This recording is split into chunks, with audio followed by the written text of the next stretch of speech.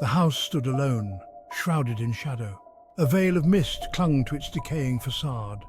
Locals whispered tales of its past, of families torn apart by tragedy and madness. Now it stood silent, a testament to some unseen horror. It was a place where whispers danced on the wind and secrets lingered in the shadows. This was Harbinger Lane. The old house had seen it all: joy, sorrow, life and death.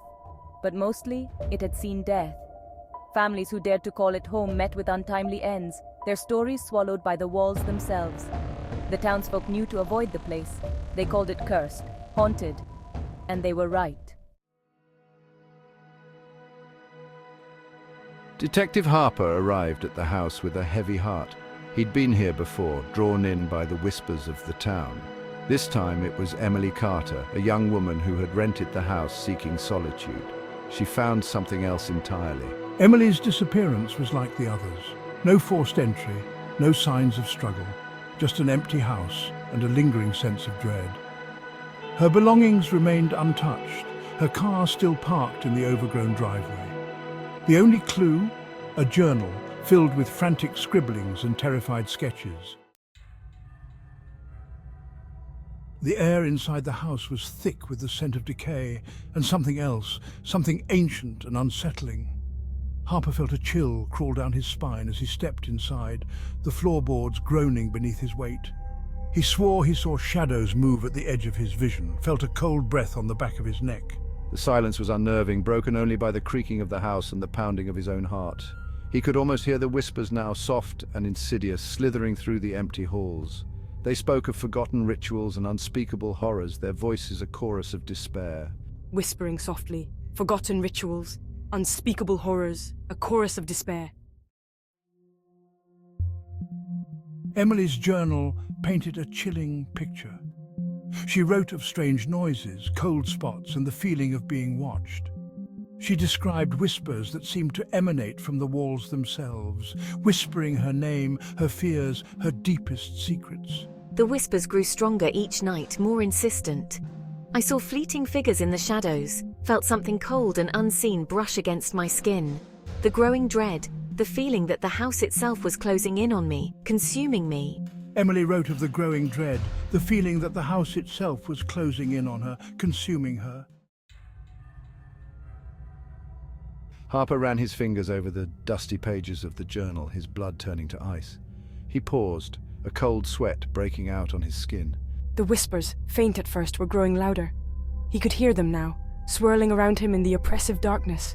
And then he heard it, clear as day, his own name whispered on the wind.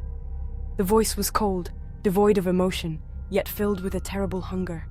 It echoed through the empty halls, bouncing off the walls, seeming to come from everywhere and nowhere at once. Trapped. Panic surged through Harper as he realized the truth. He was trapped. The house had him now, just like it had Emily and countless others before them. The doors slammed shut, the windows refusing to budge. He rattled the doorknob, but it wouldn't turn. He was a prisoner in a tomb of his own making. He raced from room to room, each one plunged into an unnatural darkness. The whispers followed him, growing louder, more insistent, their voices a cacophony of despair and madness. The house was alive, feeding on his fear, growing stronger with each passing moment. Ancient evils. Harper stumbled upon a hidden room, its walls covered in strange symbols. He recognized them from his research, ancient symbols of power and sacrifice. This was no ordinary haunting. This was something far older, far more sinister. He realized with a growing sense of dread that the house was not just haunted, it was a conduit, a gateway to something dark and powerful that lay beyond the veil.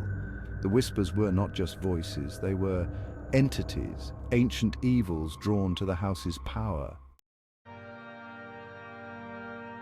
Desperate, Harper knew there was only one way to break free. He had to fight fire with fire, use the house's power against itself. He found an old book hidden in the room, its pages filled with rituals and incantations. He began to chant the words, his voice trembling at first, then growing stronger. The air crackled with energy, the symbols on the walls glowing with an eerie light.